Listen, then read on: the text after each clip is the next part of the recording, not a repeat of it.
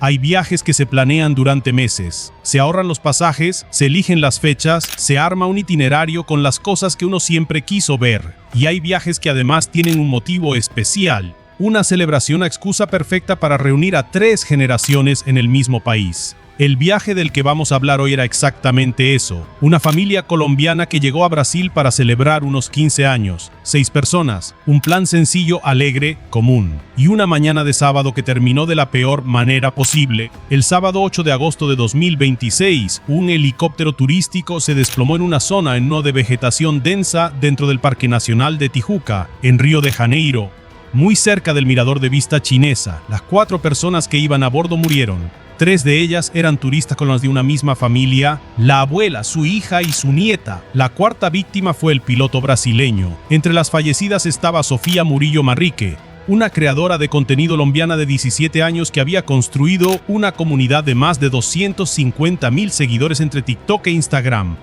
En este video vamos a repasar, paso a paso, todo lo que se sabe hasta ahora, quiénes eran las víctimas, cómo se organizó ese vuelo, qué pasó en los minutos posteriores, cómo fue el operativo de rescate, qué dicen las autoridades brasileñas, qué dijo la empresa operadora y, muy importante, qué es lo que todavía no se sabe, porque en casos como este la información se mueve rápido, se mezcla con rumores y vale la pena separar lo confirmado de lo que apenas son suposiciones.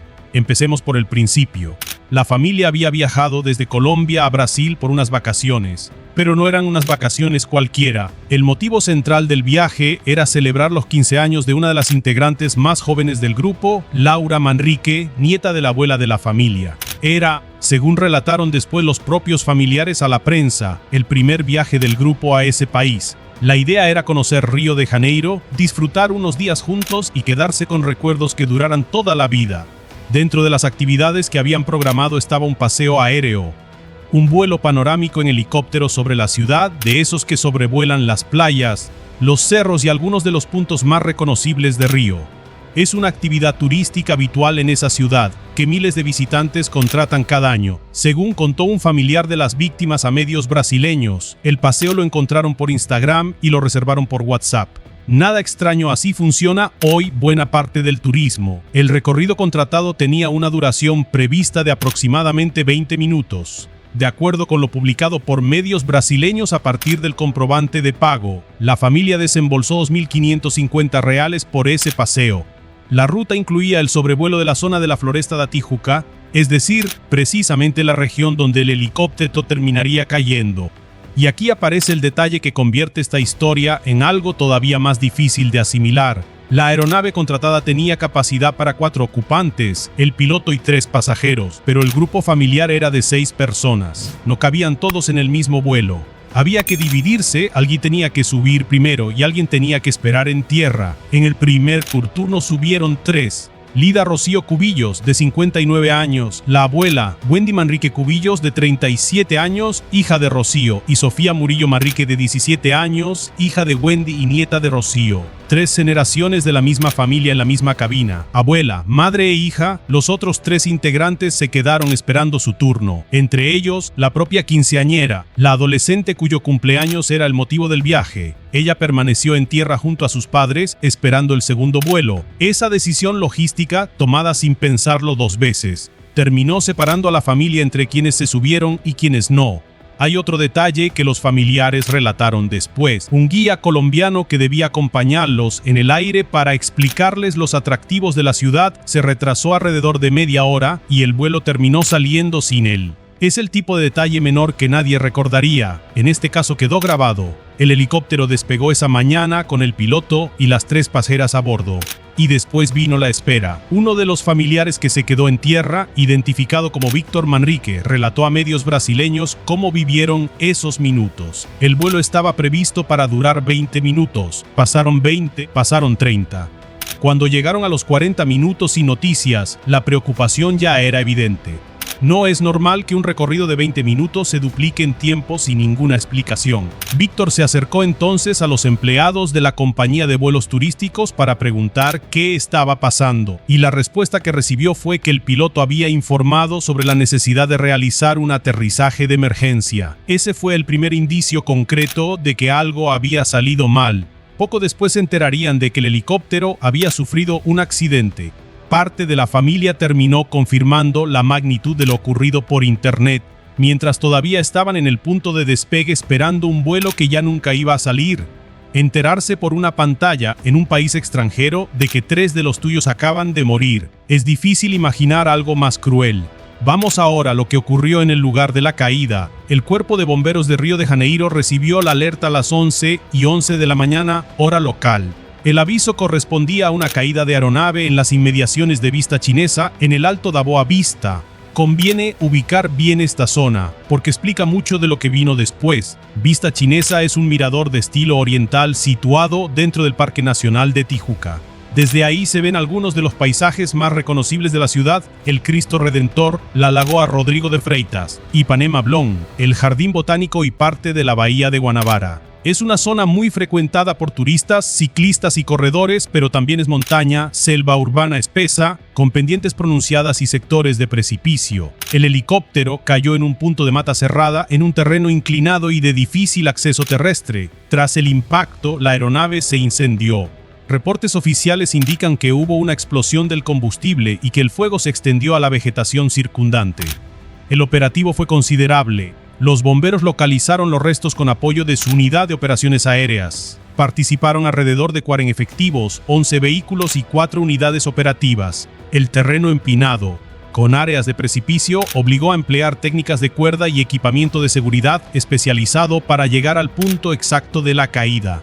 El incendio provocado por la explosión del combustible tuvo que ser controlado por equipos especializados en incendios forestales, y no hubo sobrevivientes. Las 4 personas a bordo murieron. Un tramo de la Estrada da Vista Chinesa, cercano al mirador, fue cerrado al público para permitir el trabajo de los equipos de rescate y después peritos. Hablemos ahora de las víctimas. Lida Rocío Cubillos tenía 59 años. Era la abuela, la cabeza de ese grupo familiar que había viajado a celebrar el cumpleaños de una de sus nietas. Wendy Manrique Cubillos tenía 37 años. Era hija de Rocío y madre de Sofía. Sofía Murillo Manrique, que tenía 17 años. Vivía en Bogotá y era creador, logrado reunir una comunidad de más de 250,000 seguidores, sus cuentas de TikTok e Instagram.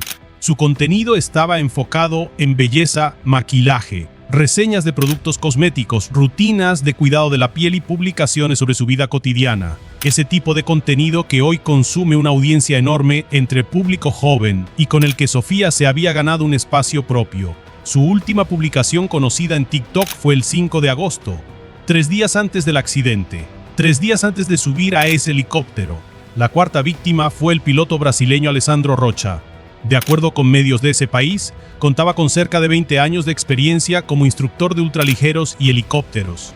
No era, por lo que se ha informado hasta ahora, alguien improvisado ni un piloto sin trayectoria. Vamos ahora a la aeronave y a la empresa. El helicóptero era un Robinson R-44 con matrícula PEMS. Es un modelo muy extendido en operaciones de instrucción, trabajo aéreo y turismo. Mide 11 metros con 65 centímetros de longitud, tiene capacidad para 4 ocupantes, una velocidad máxima cercana a los 240 kilómetros por hora y una autonomía de hasta 550 kilómetros. La aeronave pertenecía a la empresa Borrio Panórmicos Servicios Aeronáutico, conocida por sus siglas BEP. Es una compañía que ofrece distintas modalidades de vuelos panorámicos sobre Río de Janeiro. Según la información publicada en su propio sitio, algunos de sus recorridos pueden extenderse hasta 1 hora y ciertos paquetes superan los $1,300 por persona. En el caso de esta familia colombiana, como decíamos, el recorrido contratado era de aproximadamente 20 minutos. Tras el accidente, la Agencia Nacional de Aviación Civil de Brasil, la ANAC, informó que el helicóptero contaba con certificación vigente y con autorización para realizar vuelos panorámicos. De acuerdo con lo publicado, el certificado de aeronavegabilidad tenía vigencia hasta junio de 2027. La agencia precisó además que este tipo de operación se encuadra dentro de lo que se denomina servicio aéreo especializado y que debe ser realizado por empresas y profesionales debidamente certificados. Por su parte, la empresa operadora sostuvo que contaba con los permisos correspondientes para volar en la zona, que el mantenimiento de la aeronave estaba al día y que el piloto era experimentado y contaba con licencias válidas. La compañía también informó que estaba prestando asistencia a los familiares de las víctimas. Y aquí hay que hacer una precisión importante, porque es donde mucha gente se confunde. Que la documentación estuviera en regla no explica por qué cayó el helicóptero. Son dos cosas distintas. Una aeronave puede tener todos sus papeles vigentes y aún así sufrir una falla o encontrarse con una condición operativa que derive en un accidente. La regularidad documental es un dato relevante, pero no es una conclusión sobre la causa. Hay un elemento adicional que puede ser clave para la investigación. La empresa informó que una cámara que registraba imágenes de la cabina permaneció intacta tras el accidente y que fue entregada a las autoridades investigadoras. Si ese material resulta legible, podría aportar información valiosa sobre los momentos previos a la caída. Habrá que esperar. ¿Quién está investigando? Dos instancias distintas y conviene entender la diferencia. Por un lado está el Centro de Investigación y Prevención de Accidentes Aeronáuticos, conocido como CENIPA. Es el organismo brasileño encargado de la investigación técnica. Su trabajo no es asignar culpas ni determinar responsabilidades penales, sino establecer qué factores intervinieron en el accidente con el objetivo de prevenir que algo similar vuelva a ocurrir. Analizan la aeronave, el mantenimiento, las condiciones del vuelo, los factores humanos, la operación en general. Por otro lado está la Policía Civil de Río de Janeiro, que abrió su propia investigación. Ese es el carril penal, el que puede derivar eventualmente en responsabilidades legales si se determina que hubo algún tipo de negligencia o incumplimiento. Ambas investigaciones avanzan en paralelo y ambas toman tiempo. Las investigaciones aeronáuticas suelen tardar meses, a veces años, en producir informes finales. Es normal que los primeros días no haya respuestas definitivas. Al momento de grabar este video, las autoridades no habían establecido públicamente una causa del desplome. Cualquier afirmación categórica que circule en redes sobre por qué ese helicóptero es, hasta ahora, especulación. Vamos ahora a la parte consular y a lo que ocurrió con los cuerpos. La Cancillería de Colombia emitió un comunicado oficial expresando sus condolencias y su solidaridad con los allegados de las víctimas. El gobierno colombiano informó que su consulado en Río de Janeiro se encontraba en coordinación con las autoridades locales para adelantar las diligencias correspondientes, incluida la repatriación de los cuerpos de las 3 connacionales, y que estaba contactando a los familiares para brindarles la orientación necesaria. La cónsul general de Colombia en Río de Janeiro, Diana Páez, confirmó que se mantenía una coordinación permanente con las autoridades brasileñas para agilizar esas gestiones. También señaló algo especialmente duro: que la identificación de los cuerpos había sido una tarea compleja para los forenses locales debido al estado que quedaron tras el incendio. La Policía Civil de Río de Janeiro, por su parte, informó que los cuerpos trasladados al Instituto Forense, donde debían pasar por una pericia de identificación cuyos resultados serían contrastados con los datos de registro del vuelo. El cuerpo del piloto Alessandro Rocha fue identificado y entregado. Los cuerpos de las 3 turistas colombianas permanecieron en el Instituto Médico Legal mientras se completaban los procedimientos periciales. Es decir, además del golpe emocional, la familia tuvo que atravesar un proceso administrativo y forense lento en otro idioma y en otro país. Es una capa de sufrimiento que casi nunca se menciona en este tipo de tragedias. Víctor Manrique declaró públicamente que espera que se realice una investigación. Es una petición comprensible. Cuando alguien contrata un servicio turístico, existe la expectativa razonable de que se preste en condiciones seguras, y cuando esa expectativa se rompe así, es lógico querer respuestas. Ahora bien, hay un contexto más amplio que no podemos ignorar porque explica por qué este accidente generó tanto debate en Brasil. Esta no fue la primera tragedia aérea con vuelos turísticos en Río de Janeiro en 2026. El 14 de junio de este mismo año, es decir, apenas 2 meses antes, 2 helicópteros chocaron en pleno vuelo en la zona de Recreio dos Bandeirantes, en la zona oeste de la ciudad. En aquel accidente murieron 6 personas. Entre las víctimas estaban el creador de contenido argentino Gaspar Prim Díaz, conocido como Gaspi, de 23 años, y el cantante estadounidense Oliver Tree, de 32 años. En uno de los helicópteros viajaban también otras personas vinculadas a esa producción, y la otra aeronave iba ocupada por su piloto. También en ese caso se abrió una investigación para determinar las causas de la colisión. 2 accidentes fatales con vuelos panorámicos en la misma ciudad, con 2 meses de diferencia, y en ambos casos con creadores de contenido entre las víctimas. Eso inevitablemente puso el foco público sobre la seguridad de este tipo de operaciones turísticas en Río de Janeiro y abrió un debate en Brasil sobre cómo se regulan, se supervisan y se ejecutan estos vuelos. Hay que ser cuidadosos aquí. Que hayan ocurrido 2 accidentes en poco tiempo no significa automáticamente que exista un problema sistémico probado, pueden tener causas completamente distintas y la coincidencia temporal no establece por sí sola una relación. Pero sí es razonable que la sociedad, los reguladores y la prensa hagan preguntas. Ese es el papel de las investigaciones técnicas, convertir una tragedia en información útil para que no se repita. Volvamos por un momento a lo humano, que al final es lo que queda. Tras confirmarse la muerte de Sofía Murillo, sus perfiles en redes sociales comenzaron a llenarse de mensajes. Seguidores que lamentaban su fallecimiento, que dejaban condolencias, que recordaban sus videos. Miles de comentarios en publicaciones que ella había subido pocos días antes sin la menor idea de lo que venía. Es una dinámica particular de nuestra época. Las cuentas de una persona que muere quedan ahí, congeladas, convertidas en un espacio de duelo colectivo donde gente que nunca la conoció deja mensajes de despedida. Y en el caso de una creadora de contenido de 17 años, el contraste entre la ligereza de sus videos y la gravedad de lo ocurrido resulta especialmente difícil de procesar. Pero conviene recordar algo. Aquí no murió solamente una influencer. Murieron 3 mujeres de una misma familia. Una abuela de 59 años, una madre de 37, un adolescente de 17. Y murió también un piloto brasileño de 40 y tantos años de vida y 20 de oficio que tenía su propia familia esperándolo. 4 vidas. 4 historias completas que se interrumpieron en cuestión de minutos. Y quedó una familia partida en 2. Los que subieron y los que no. Una adolescente que iba a celebrar sus 15 años y que, por una simple cuestión de logística, por el orden en el que se repartieron los asientos, se quedó en tierra. Esa fiesta nunca se celebró. En su lugar hubo velorios, trámites consulares y un vuelo de regreso a Colombia muy distinto al que habían imaginado. Recapitulemos lo confirmado hasta ahora para que quede claro. 1.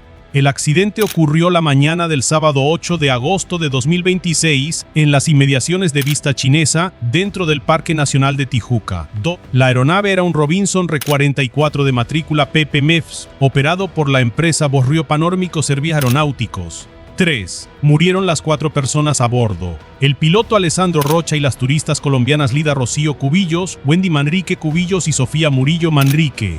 4. Era un recorrido turístico de unos 20 minutos y la familia se dividió en 2 grupos porque la aeronave tenía capacidad para 4 ocupantes. 5. Los bomberos fueron alertados a las 11:11 de la mañana. Hubo incendio tras el impacto y el terreno dificultó severamente el acceso. 6.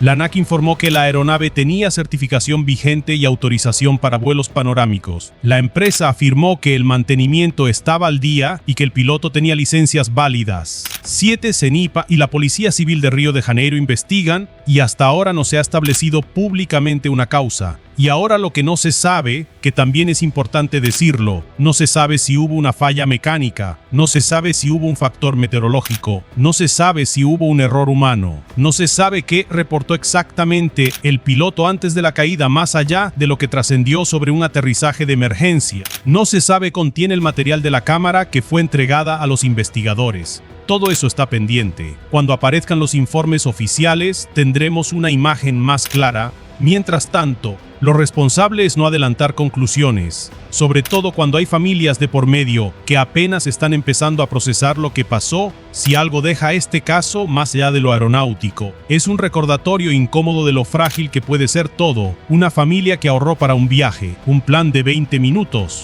un orden de asientos decidido al azar y una diferencia definitiva entre quienes subieron y quienes se quedaron esperando su turno. Vamos a seguir de cerca el desarrollo de las investigaciones y en cuanto haya información oficial sobre las causas, la traeremos aquí al canal, verificada y sin especulaciones. Si te interesa este tipo de contenido, no olvides dejar tu like, suscribirte al canal y activar las notificaciones para seguir al pendiente de cosas que pasan alrededor del mundo y también en México.